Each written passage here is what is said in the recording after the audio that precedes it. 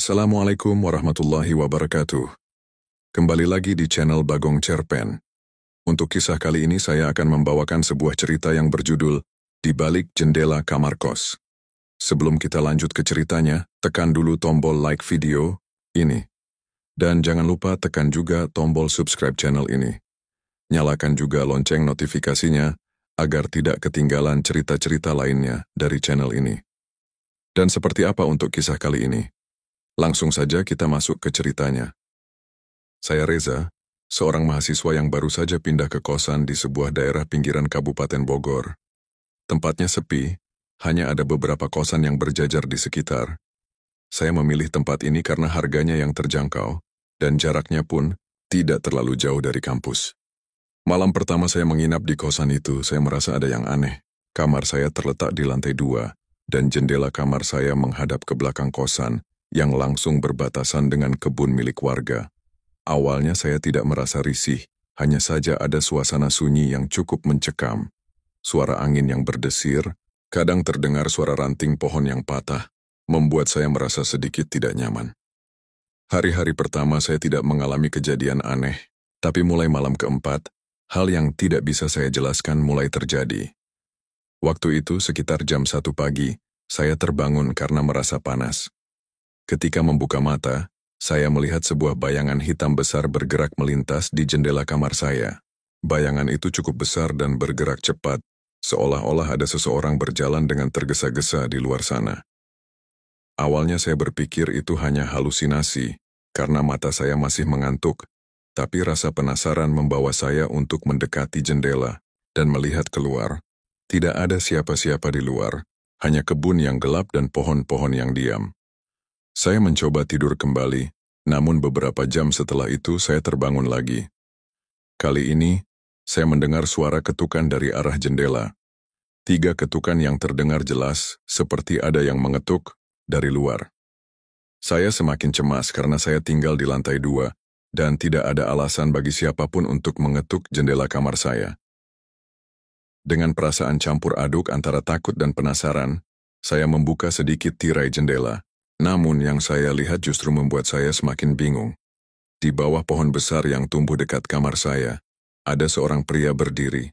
Tubuhnya tertutup oleh bayangan, namun saya bisa melihat dengan jelas wajahnya yang pucat dan mata yang kosong. Saya ingin berteriak tapi tidak bisa. Rasa takut menyeliputi seluruh tubuh saya. Pria itu tiba-tiba bergerak maju, mendekat ke arah jendela saya. Saya menutup tirai dengan cepat dan berlari ke tempat tidur. Semua berputar dalam pikiran saya, apa yang baru saja saya lihat? Apakah saya hanya lelah dan berhalusinasi? Keesokan harinya saya mencoba untuk tidak memikirkan kejadian itu. Saya tetap menjalani aktivitas kuliah seperti biasa. Tapi pada malam hari rasa cemas itu kembali datang. Ketika saya baru saja memasuki kamar dan hendak tidur, saya mendengar ketukan pelan di pintu kamar. Ketukan itu terdengar begitu nyata seperti ada yang menunggu di luar. Dengan tangan yang gemetar, saya membuka pintu kamar dan mendapati tidak ada siapa-siapa. Namun di lantai depan pintu ada sebuah catatan kecil yang terlipat. Di atas kertas itu tertulis dengan tangan yang tergesa-gesa, "Kamu tidak sendiri di sini." Saya terdiam. Ketukan di malam hari, bayangan yang saya lihat di luar jendela, dan catatan itu membuat saya semakin ragu dengan kenyataan. Siapa yang menulis catatan itu? Siapa yang mengetuk pintu saya? Saya merasa ketakutan, namun saya tidak tahu siapa yang bisa saya ajak bicara. Kosan ini memang cukup sepi dan saya tinggal sendirian di kamar itu. Di malam berikutnya, saya mulai merasakan sesuatu yang lebih aneh. Tidak hanya suara-suara tetapi juga perasaan diawasi. Seperti ada yang mengintip dari balik tirai jendela. Saya mulai merasa terganggu dan rasa takut itu mulai menggerogoti pikiran saya. Saya harus mencari tahu lebih banyak, tapi bagaimana caranya? Setelah kejadian malam itu, saya berusaha keras untuk menganggap semuanya hanya halusinasi karena kelelahan. Tapi catatan kecil yang saya temukan di depan pintu tidak bisa saya abaikan. Tulisan tangannya terburu-buru dan tidak rapi, seperti ditulis oleh seseorang yang ketakutan. Malam kedua sejak kejadian itu saya mencoba untuk tetap tenang. Saya matikan lampu lebih awal, berharap tidur cepat akan menghindarkan saya dari rasa takut. Tapi ternyata, rasa takut tidak peduli apakah saya tidur atau tidak. Sekitar pukul 2 pagi, saya terbangun karena mendengar suara berisik dari atas plafon kamar, seperti ada sesuatu yang merayap pelan-pelan. Saya diam, menahan napas. Suara itu terdengar seperti kuku atau cakar yang menyeret pelan di atas triplek. Saya mencoba mencari logika. Mungkin itu tikus atau kucing. Tapi suara itu berhenti tepat di atas tempat tidur saya. Lalu terdengar seperti sesuatu yang menekan langit-langit dari atas. Saya menatap ke atas, dan entah kenapa tiba-tiba bulu kuduk saya berdiri. Saya merasa seperti sedang diperhatikan dari balik plafon. Keesokan harinya, saya bertanya ke ibu kos tentang apakah pernah ada gangguan tikus atau hewan lain di atap. Tapi jawaban beliau justru membuat saya lebih bingung. Dulu pernah, katanya pelan sambil menatap ke arah kamar saya. Tapi udah lama banget, waktu masih ada anak kos yang dulu tinggal di kamarmu. Tapi dia pindah mendadak. Saya penasaran. Kenapa dia pindah, Bu? Ibu kos hanya diam sebentar, lalu berkata, katanya nggak bisa tidur, tiap malam ada yang duduk di pojok kamar. Tapi saya nggak tahu pasti. Ucapan itu terus terngiang di kepala saya sepanjang hari. Malamnya, saya merasa semakin cemas. Saya perhatikan setiap sudut kamar dengan senter dari HP. Tidak ada apa-apa. Tapi ketika saya mematikan lampu, suasana kamar langsung berubah drastis. Kamar saya memang kecil, hanya cukup untuk tempat tidur, meja belajar, dan lemari. Tapi malam itu sudut kamar dekat lemari terasa lebih gelap dari biasanya. Seolah-olah cahaya lampu luar tidak bisa menembus area itu. Saya coba menatap ke arah sana, dan saya merasa seperti ada sesuatu yang duduk, seperti bayangan manusia. Saya berusaha meyakinkan diri bahwa itu hanya efek cahaya. Tapi bayangan itu tidak hilang meskipun saya berkedip atau memalingkan pandangan. Saya tetap menatapnya sampai akhirnya saya tidak tahan lagi dan menyalakan lampu kamar. Tidak ada apa-apa. Tapi malam itu saya tidak bisa tidur. Bukan karena suara atau bayangan, tapi karena di dekat kaki tempat tidur saya menemukan tanah kering, seperti bekas tapak kaki, berceceran sampai ke pintu kamar. Saya tidak tahu dari mana tanah itu berasal. Lantai kamar saya bersih sebelum saya tidur. Dan yang membuat saya makin tidak tenang, jejak itu mengarah ke jendela, ke arah luar, ke arah pohon pisang yang saya lihat malam sebelumnya. Keesokan paginya saya memutuskan untuk memeriksa keluar jendela. Rasa penasaran dan takut bercampur jadi satu. Saya buka tirai pelan-pelan, berharap tidak melihat apa-apa. Tapi begitu saya menatap ke bawah, tepat di bawah pohon pisang yang menjulang, itu, saya melihat tanahnya tergali seperti bekas diinjak berkali-kali. Tanah di sekitar pohon pisang itu memang basah karena hujan semalam. Tapi ada bekas tapak, panjang dan dalam, seperti bekas kaki tanpa alas, yang mengarah dari batang pohon ke bawah jendela kamar saya. Saya sempat terpaku beberapa detik sebelum akhirnya mundur dan menutup tirai. Saya mulai merasa kamar ini tidak biasa, tapi saya belum mau cerita ke siapa-siapa. Saya takut dianggap halu. Jadi saya catat semuanya di buku kecil. Jam berapa saya terbangun, suara apa yang saya dengar, dan kejadian aneh apa yang saya alami. Malam ketiganya, saya berencana untuk merekam suara-suara aneh yang mungkin muncul. Saya letakkan HP di meja belajar, nyalakan perekam suara, dan coba tidur seperti biasa. Tapi sekitar jam 1.30 pagi, saya terbangun oleh suara samar, seperti seseorang sedang menangis pelan. Saya bangun dan duduk di kasur. Suara itu terdengar dari arah luar jendela. Tangisan yang pelan sesekali seperti tertahan.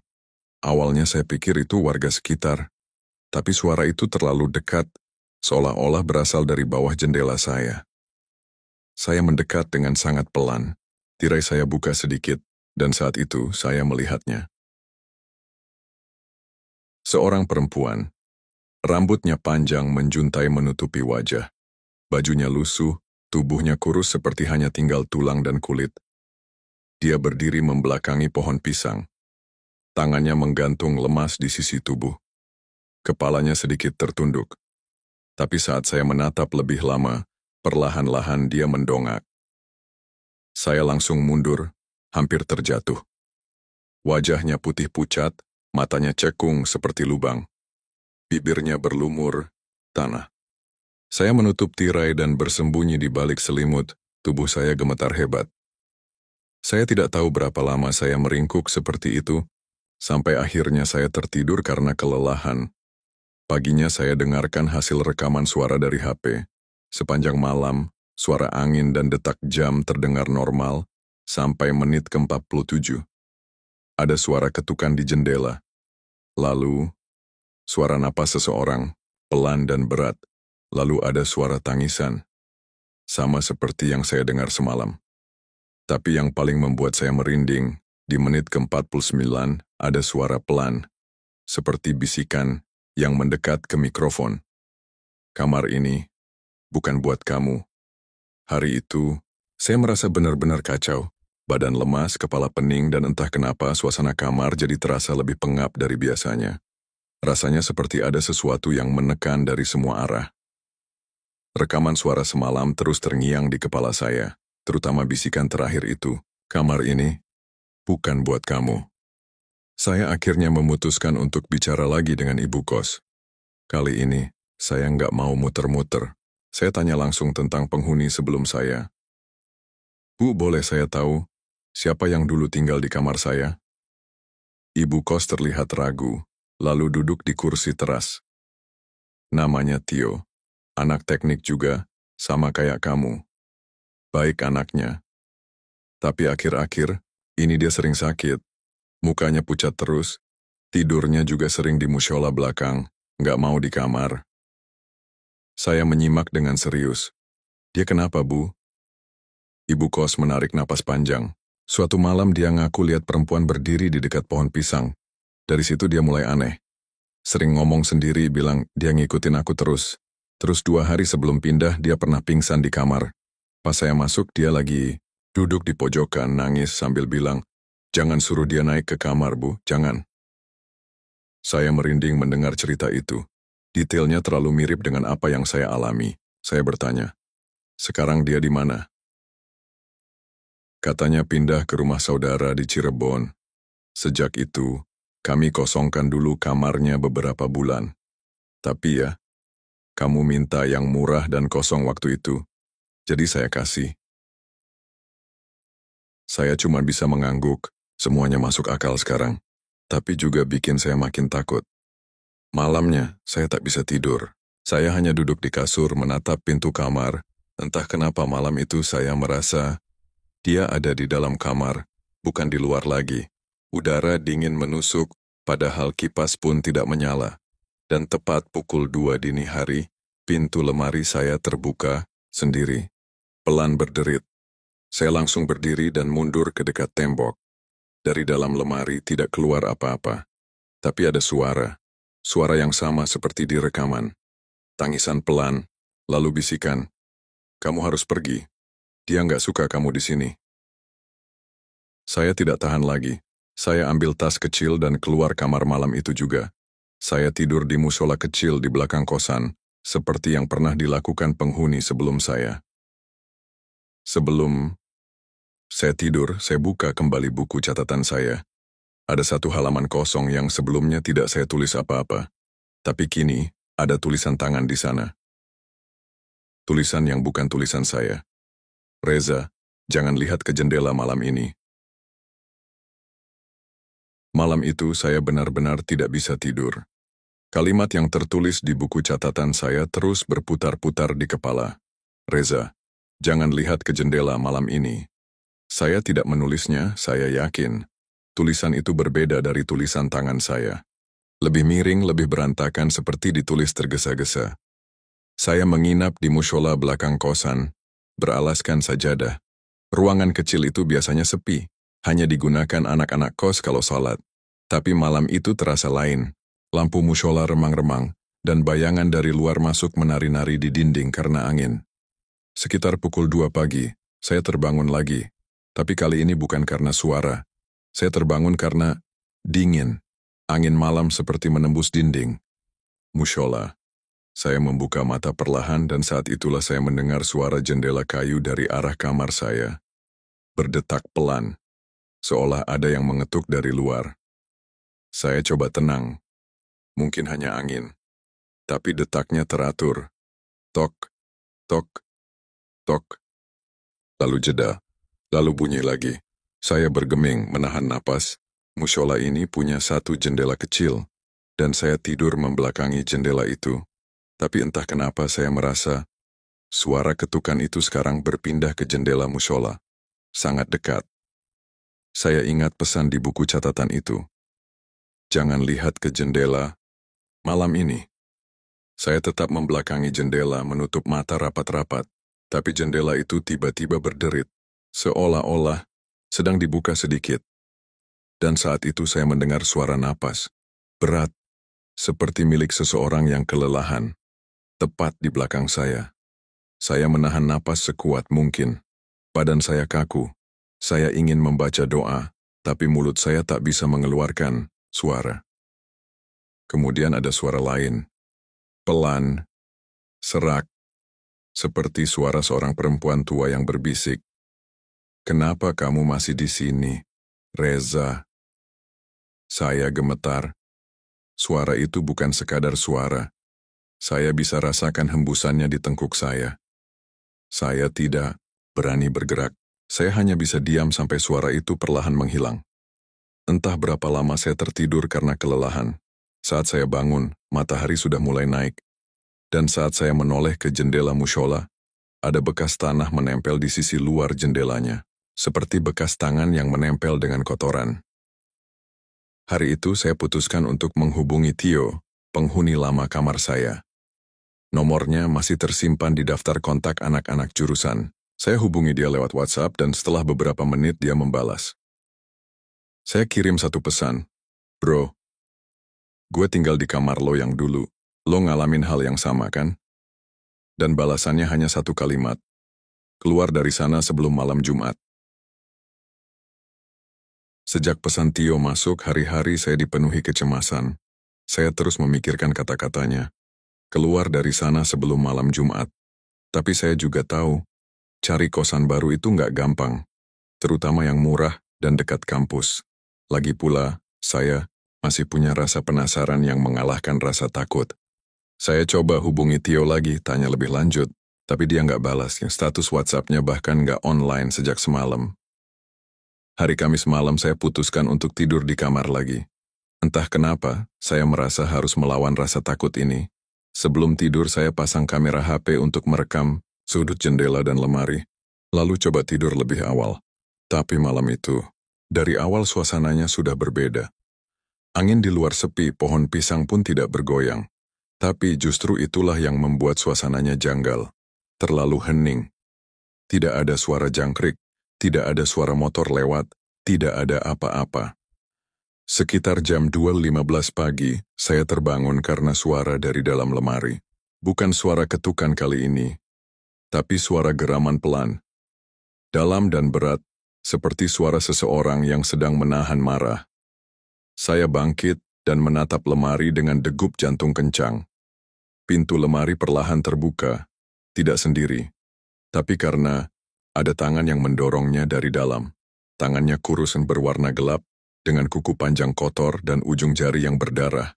Saya terpaku, kemudian wajah itu muncul dari balik lemari. Wajah perempuan yang saya lihat di bawah pohon pisang, tapi kali ini lebih jelas.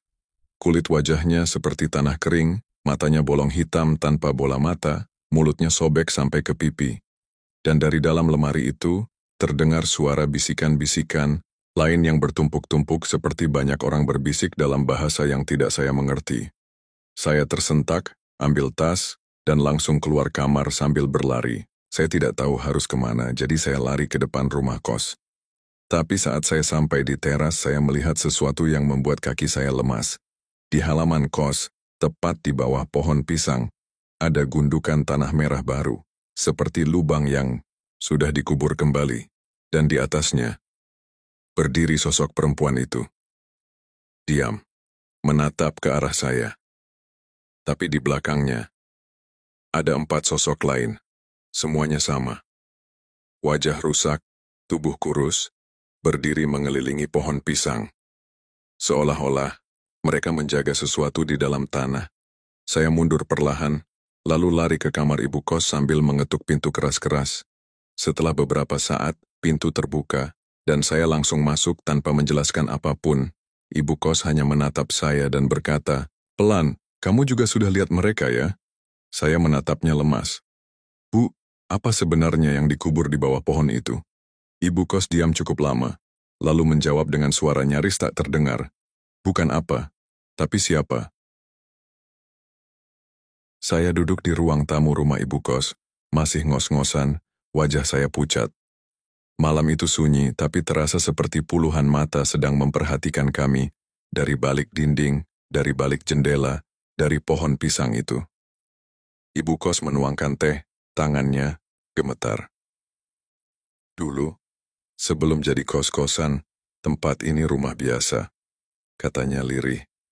"Rumah milik seorang perempuan bernama Bu Saroh. Dia tinggal sendirian, gak punya anak, gak punya keluarga. Orang-orang bilang dia dukun, tapi saya gak tahu pasti. Yang jelas tiap malam Jumat Kliwon, sering ada suara-suara aneh dari dalam rumahnya." Saya menatap ibu kos dalam-dalam. "Terus, apa hubungannya dengan pohon pisang itu, Bu?" Dia menatap saya, napasnya berat. "Tahun 2005, rumah Bu Saroh kebakaran. Api cepat sekali membesar. Warga coba bantu, tapi dia nggak keluar. Pas api padam, nggak ada yang berani buka puing-puing rumah itu. Katanya mayat Bu Saroh nggak ditemukan." Saya bergidik. "Terus?" Ibu kos menunjuk ke halaman. "Pohon pisang itu tumbuh tepat di tempat kamar Bu Saroh dulu. Dan sejak pohon itu muncul, gangguan mulai terjadi." Saya mencoba menyusun semuanya di kepala. "Jadi, sosok perempuan itu yang saya lihat, dia Bu Saroh?" Ibu kos mengangguk pelan. "Bisa jadi, tapi katanya, dia nggak sendiri." Saya diam. Pikiran saya kembali pada 4 sosok lain yang saya lihat malam tadi. Semua diam mengelilingi gundukan tanah itu. Malam itu saya kembali tidur di ruang tamu rumah ibu kos. Tapi tidur saya tidak tenang. Sekitar pukul 3 pagi saya bermimpi. Saya berdiri di tengah halaman kos. Pohon pisang itu tidak ada, digantikan lubang besar menganga. Di tepi lubang ada 5 sosok berdiri. Salah satunya, perempuan yang sama, dengan wajah hancur. Dia melangkah ke arah saya, tangan kirinya terangkat menunjuk ke lubang. Saya coba mundur, tapi tubuh saya tidak bisa bergerak. Perempuan itu berbisik, 5 jiwa, satu persatu kembali, yang keenam, kamu. Saya terbangun dengan nafas terengah-engah, dan yang membuat saya menggigil, HP saya yang diletakkan di meja, hidup sendiri. Kamera menyala, menghadap ke jendela rumah ibu kos. Dan dalam layar itu, samar-samar, ada bayangan putih berdiri, diam di luar, tidak bergerak, hanya menatap. Saya segera mematikan HP dan menutup jendela rapat-rapat, tapi saya tahu. Mereka tahu saya tahu. Pagi harinya saya duduk diam di depan musola kos, mencoba menenangkan diri. Mata saya lelah, tapi kepala penuh pertanyaan. Apa maksud mimpi itu? 5 jiwa, satu persatu kembali, yang keenam, kamu. Apa saya akan bernasib sama? Saya buka kembali rekaman dari kamera HP yang saya pasang semalam. Di menit ke-02.47, layar jadi buram seperti ada kabut tebal menutupi lensa. Tapi di detik berikutnya, samar-samar muncul sosok putih melintas di depan kamera. Bayangannya tidak jelas, tapi saya bisa lihat wajahnya, itu wajah saya sendiri. Tiba-tiba, HP saya mati total, padahal baterainya penuh. Saya putuskan untuk ke kampus hari itu, cari siapapun yang masih ingat Tio. Salah satu teman satu angkatan, namanya Damar, akhirnya mau cerita. "Lu tidur di kamar pojok itu kan? Yang belakang dekat kamar mandi luar?" Saya mengangguk. Damar menghela napas. "Dulu Tio sempat cerita ke gue, dia bilang dia lihat dirinya sendiri berdiri di kamar tiap malam, persis kayak cerita lu tadi." Saya langsung merinding. "Damar, Lanjut. Waktu itu dia pernah nulis sesuatu di dinding kamarnya pakai spidol. Tapi waktu gue cek, udah nggak ada. Entah dihapus, entah hilang sendiri. Malamnya saya kembali ke kamar dengan rasa takut yang belum hilang. Tapi ada satu hal yang bikin saya makin bingung. Saat saya membuka lemari, saya menemukan sobekan kertas kecil terselip di celah papan belakang lemari. Kertas itu lusuh dan berdebu. Di sana ada tulisan tangan, mirip seperti yang ada di buku catatan saya dulu. Kalau kamu baca ini, berarti dia sudah mulai memperlihatkan wajah aslinya. Jangan percaya cermin, jangan percaya bayangan, jangan percaya siapapun yang punya wajah kamu. Saya jatuh terduduk. Seluruh tubuh gemetar. Saat itulah, terdengar suara ketukan pelan dari luar pintu kamar. Tok, tok, tok. Saya menahan napas, tidak berani bergerak, tapi yang membuat saya nyaris kehilangan akal, ada suara dari balik pintu. Suara saya sendiri. Reza, buka, gue ketinggalan kunci. Saya berdiri mematung di tengah kamar. Suara dari balik pintu itu adalah suara saya. Persis. Nada bicaranya, intonasinya, tidak ada bedanya. Tapi saya tahu, itu bukan saya. Reza, buka, kuncinya ketinggalan di dalam, bro. Nadanya lebih mendesak, tapi saya tetap diam. Lalu terdengar lagi, kali ini lebih pelan. Gua tahu lo di dalam. Saya mundur perlahan, mata saya tertuju ke pintu. Gagangnya bergerak, tapi pintu masih terkunci dari dalam. Tiba-tiba cermin kecil di meja rias, saya pecah sendiri. Retakannya membentuk garis acak, tapi satu bagian jelas. Bayangan saya di dalam cermin tidak bergerak, padahal saya sudah berbalik menjauh. Bayangan saya masih berdiri menghadap ke arah pintu. Saya terjatuh ke lantai, napas tersengal. Otak saya menolak apa yang saya lihat, tapi tubuh saya merasakan ketakutannya. Ini bukan sekadar gangguan. Ada sesuatu yang mencoba menggantikan saya. Saya menutup mata membaca doa seadanya, tapi suara dari balik pintu berubah menjadi rintihan, lalu tawa. Tawa pelan, berat, dan lama-lama terdengar seperti suara perempuan. Malam itu saya tidak tidur. Saya duduk di sudut kamar, memegang senter dan tas kecil berisi barang-barang. Penting, jam menunjukkan pukul 3.45 pagi. Kemudian suara itu kembali tapi dari dalam kamar, tepat dari belakang saya.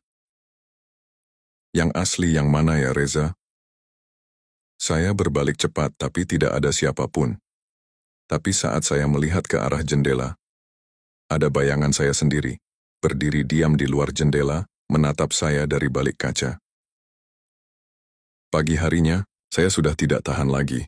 Saya langsung menemui ibu kos dan bilang dengan suara gemetar, "Bu, saya mau keluar kos hari ini juga."